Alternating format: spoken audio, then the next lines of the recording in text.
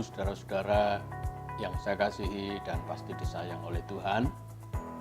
Seri pesan penggembalaan kali ini bertemakan yaitu mendamba Tuhan atau desiring of God.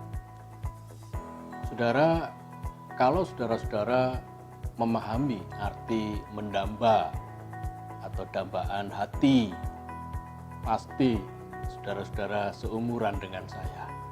Karena kata ini adalah istilah bahasa Indonesia yang lama sekali, saudara.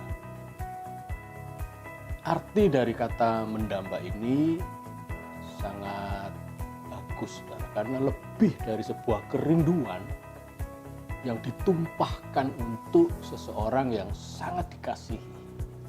Itu kata mendamba.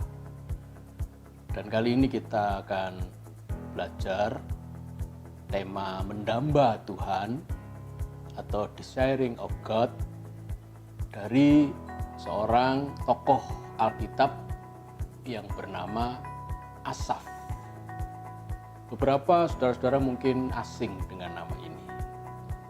Tetapi setelah kita selesai dengan seri pesan penggembalaan ini, saya harap saudara lebih akrab lagi dengan nama Asaf ini, saudara. Mari kita belajar dari Asaf ini di Mazmur pasal 73 ayat 25 sampai 28. Kitab Mazmur 73 ayat 25 sampai 28. Siapa gerangan ada padaku di surga selain engkau? Selain engkau, tidak ada yang kuingini di bumi.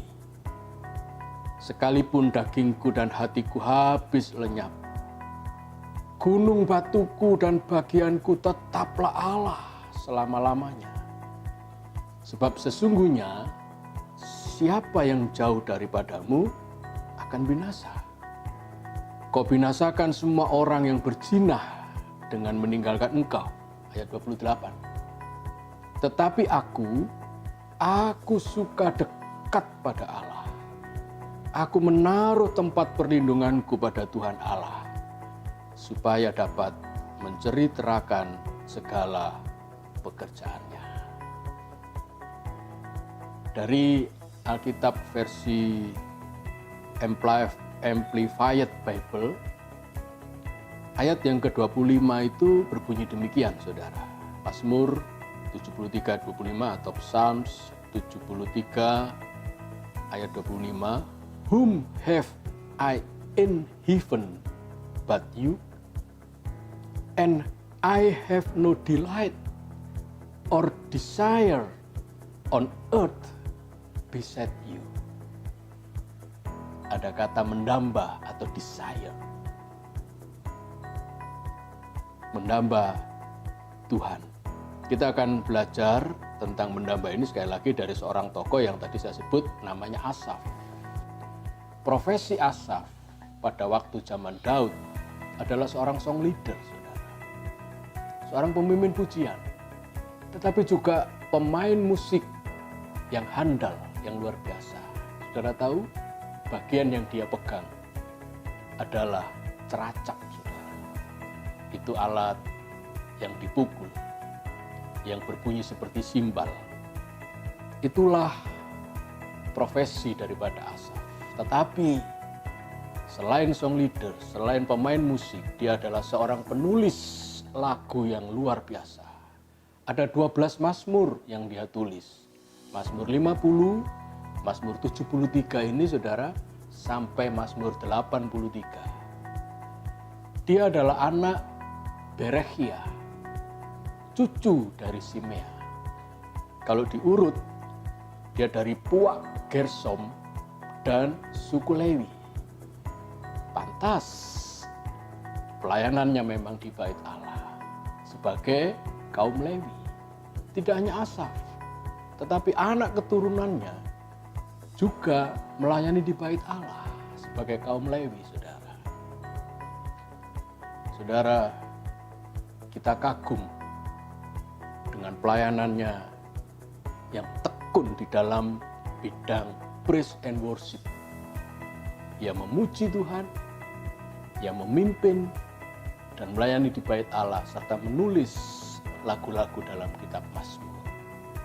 Dan itu juga dia turunkan untuk anak-anak dan cucu-cucunya, saudara. Saudara dikasihi oleh Tuhan. Asaf ini jujur ketika membuka Mazmur 73. Di ayat yang ketiga sampai ayat yang kelima. Dia jujur menyatakan kecemburuannya melihat orang-orang yang beruntung dan hidup mereka itu mujur dan makmur walaupun mereka adalah orang-orang fasik. Dia iri, saudara, ketika dia melihat orang-orang fasik itu hidupnya makmur, hidupnya mujur, dan dia cemburu. Sedangkan hidup Asaf saat itu mengalami penderitaan. Hidup kita saat ini yang dikepung oleh pagebluk corona ini, saudara, mungkin mirip dengan Asaf. Sebagian besar dari kita bingung, depresi, tanpa kepastian, dan membandingkan diri kita dengan orang lain yang tidak seiman, tetapi hidupnya enjoy. Kita melihat beberapa mungkin tetangga atau orang-orang yang ada di sekeliling kita. Beberapa dari mereka hidupnya enjoy, padahal mereka bukan seiman dengan kita. Mereka hidupnya lebih baik, seolah-olah tidak terpengaruh oleh wabah virus corona ini. Sedangkan mungkin sebagian dari kita, saudara, betul-betul terpukul dan merasa prihatin. Hidup yang beberapa kali dalam seri pesan penggembalaan saya sebutkan, yaitu sudah terpuruk, tidak sebesar penghasilan dengan beberapa bulan yang lalu. Tapi mereka-mereka yang di luar Tuhan hidup mujur, hidup makmur seperti di Mazmur 73 ayat 3 sampai ayat 5. Saudara, sangat berbahaya kalau kita membandingkan hidup kita dengan orang lain. Kita akan makin depresi, makin frustrasi, saudara. Ada sebuah ilustrasi yang bagus. Seorang wanita yang mengalami depresi yang begitu berat dan merasa hidupnya lebih malang daripada orang lain. Dia bunuh diri, saudara. Dia terjun dari lantai yang tinggi di apartemennya. Dia keluar dari jendela kamarnya. Dan karena depresi yang begitu berat, dia bunuh diri. Dia turun dengan cara terjun bebas, saudara. Ketika dia melayang, matanya menghadap pada jendela-jendela kamar tetangga-tetangga apartemennya yang ada di lantai lebih bawah daripada wanita itu. Apa yang dia saksikan, saudara? Ternyata sebagian besar penghuni apartemen yang di lantai-lantai bawah tempatnya berada, ternyata juga mengalami kesusahan, menangis, lalu juga mereka berteriak. Tetapi apa yang mereka lakukan? Ternyata mereka sedang dalam keadaan berdoa. Jadi walaupun hidup mereka ternyata itu sama saja dengan wanita yang sedang turun jatuh bebas itu, saudara. Wanita ini melihat kaca demi kaca, jendela demi jendela, orang-orang itu juga sedih, juga menderita, tetapi mereka sedang berdoa. Melihat itu, saudara, dia menyesal kenapa dia memutuskan untuk bunuh diri. Tetapi sudah terlambat, saudara. Dia berada dalam keadaan melayang. Dan beberapa detik kemudian, bang! Dia jatuh di jalan, di depan apartemennya, dengan tubuh yang hancur dan kepala yang hancur. Sudah yang dikasih oleh Tuhan, seringkali apa yang disebut dalam istilah Jawa, sawang sinawang, kita menyesal, kita kecewa, kenapa orang lain lebih beruntung, seperti yang dialami oleh Asaf. Maka itu, saudara, hati-hati dengan perasaan negatif dalam hati. Terutama di tengah-tengah keadaan wabah virus corona ini. Seorang hamba Tuhan yang saya hormati berkata, wabah ini mendatangkan horor dan teror, saudara. Horor artinya mendatangkan rasa takut. Teror mendatangkan rasa terancam dalam diri kita. Kita membuka WA, ceritanya corona. Kita nyetel TV, ceritanya corona. Kalau saya berkesempatan ke kantor untuk urusan-urusan yang mendesak, teman-teman juga cerita tentang corona. Saudara, berita-berita corona simpang siur, hilir mudik di telinga kita. Dan menguasai pikiran kita kalau tidak hati-hati. Dan itu mendatangkan horor dan teror, saudara. Di tengah-tengah perasaan yang negatif itu, saudara, Asaf mengalami di ayat 14 berkata begini, namun sepanjang hari aku ini kena tulah dan kena hukum setiap pagi. Dia seolah-olah dipengaruhi oleh perasaannya, orang lain lebih mujur, makmur, hidupnya enjoy, hidupnya baik-baik saja. Sedangkan aku ini kena tulah di ayat 14. Sebagai orang Israel yang menerima perjanjian Tuhan di Ulangan pasal 30, berkat bagi orang benar dan kutuk bagi orang fasik, seolah-olah bagi Asaf, kebenaran ini justru dirasakan terbalik. Kenapa aku orang benar, aku orang Israel yang menjaga perjanjian daripada Allah, tidak diberkati? Orang fasik justru diberkati. Kenapa kebenarannya Ulangan 30 itu menjadi terbalik? Itu yang dialami oleh Asaf, saudara. Di tengah-tengah pergumulan seperti itu, di tengah-tengah dia dikuasai oleh perasaan-perasaan yang negatif seperti itu, Asaf menemukan jawaban pergumulannya di hadirat Tuhan. Bukan di bumi, di tempat dia bergumul dengan penderitaannya. Bukan di bumi, di tempat dia bingung. Kenapa orang benar justru sepertinya kena tulah? Orang fasik di luar sana justru mujur dan makmur hidupnya. Dia menemukan jawabannya di hadirat Tuhan. Di ayat yang ke-17, sampai aku masuk ke dalam tempat kudus Allah dan memperhatikan kesudahan mereka. Adalah sebuah langkah yang bijak apabila saudara merasa hatimu pepat, merasa pikiranmu ini sepat, saudara. Saudara lebih baik seperti Raja Wali yang terbang tinggi, berada di hadirat Tuhan, dan memandang ke bawah di tempat di mana pergumulanmu ada di sana.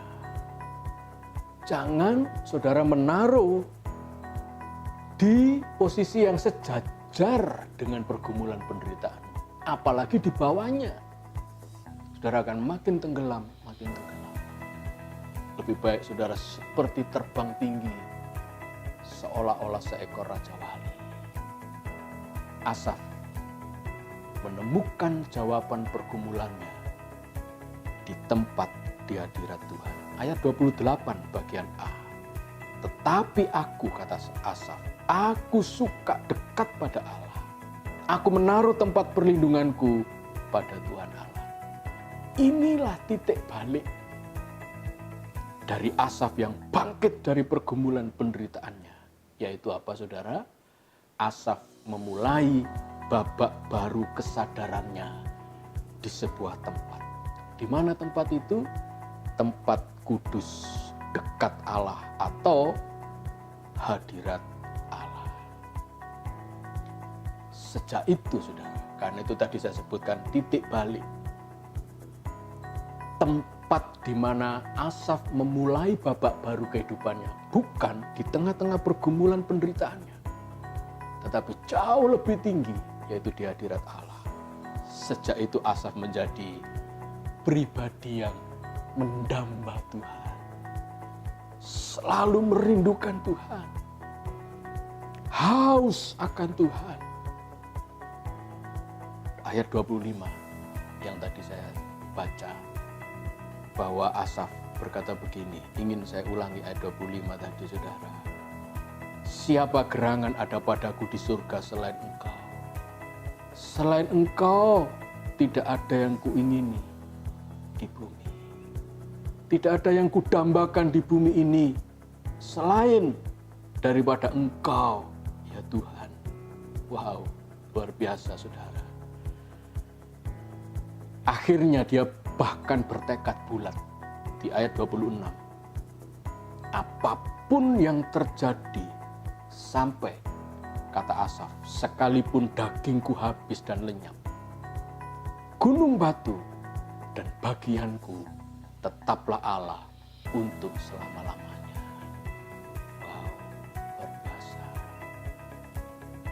Pribadi yang mendamba Tuhan akan menjadi dambaan Tuhan.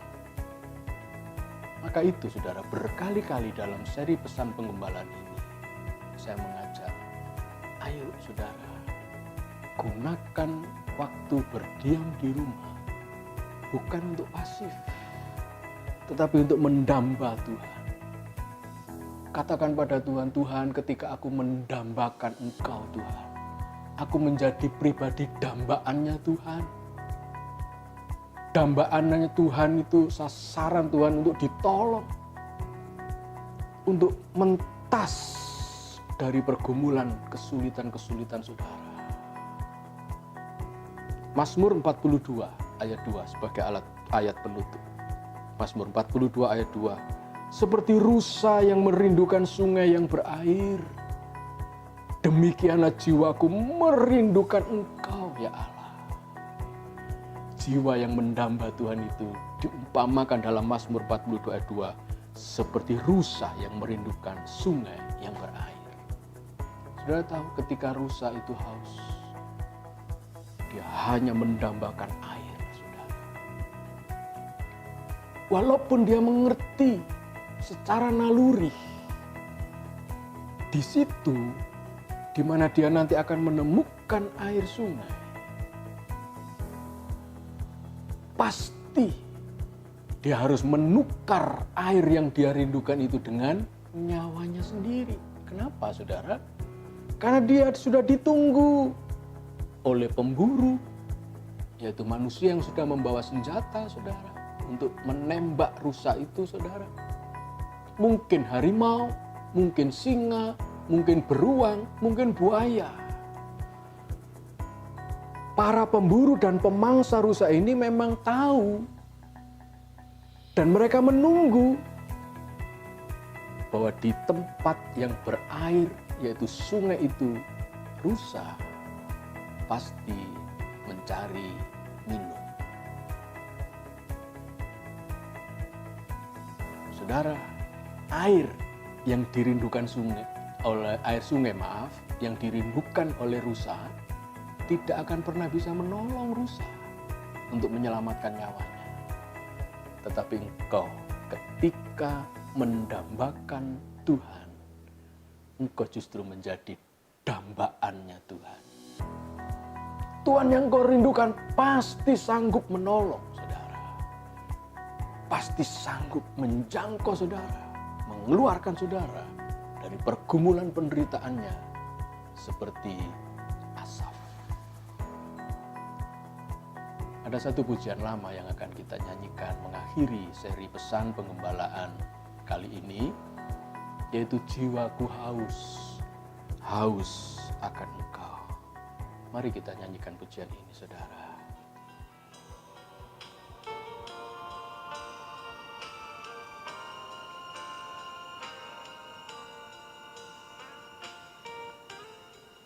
Jiwaku haus akan kasih-Mu. Amin. Jiwaku rindu akan cinta-Mu. Siramilah taman hatiku yang kering ini, agar cinta-Mu bersemi di hatiku. Jiwaku haus akan kasih-Mu. Haleluya Yesus. Jiwaku rindu akan cinta-Mu. Siramilah taman hatiku yang kering ini, agar cinta-Mu bersemi di hatiku. Oh Yesus, kekasihku, hanyalah Kau. Nama-Mu kan kuukir di hatiku. Seluruh hidupku hanya bagi-Mu, Yesus, ku kan setia selamanya. Mari kita berdoa, saudara. Tuhan, jadikan kami pribadi yang mendamba Engkau. Jadikan kami pribadi seperti Asaf, yang mengalami sebuah pengalaman hidup yang berharga. Pada awalnya dia cemburu kepada orang yang lebih beruntung, dan orang itu adalah orang fasik. Sedangkan dia seperti kena tulah. Tetapi pada satu saat dia menemukan jawaban pergumulannya di hadirat-Mu. Dan itu merupakan titik balik bagi Asaf dan kami, supaya kami menjadi pribadi yang mendambakan Tuhan. Tuhan, ketika kami mendambakan Engkau, kami akan menjadi pribadi dambaan Tuhan. Kami juga akan menjadi pribadi yang dirindukan, dicintai oleh Tuhan. Dan pasti kami akan ditolong keluar dari pergumulan kami. Terima kasih Tuhan. Berkati jemaat yang Kau cintai, yang selalu Kau dambakan. Dalam nama Tuhan Yesus, terimalah saudara berkat kasih karunia Bapa, damai sejahtera dari Tuhan Yesus, dan persekutuan dari Allah Roh Kudus memberkati saudara dari hari ini sampai selama-lamanya. Dalam nama Tuhan Yesus, yang menerima berkat katakan amin. Haleluya. Sampai bertemu di seri pesan pengembalaan berikutnya. Tuhan memberkati saudara.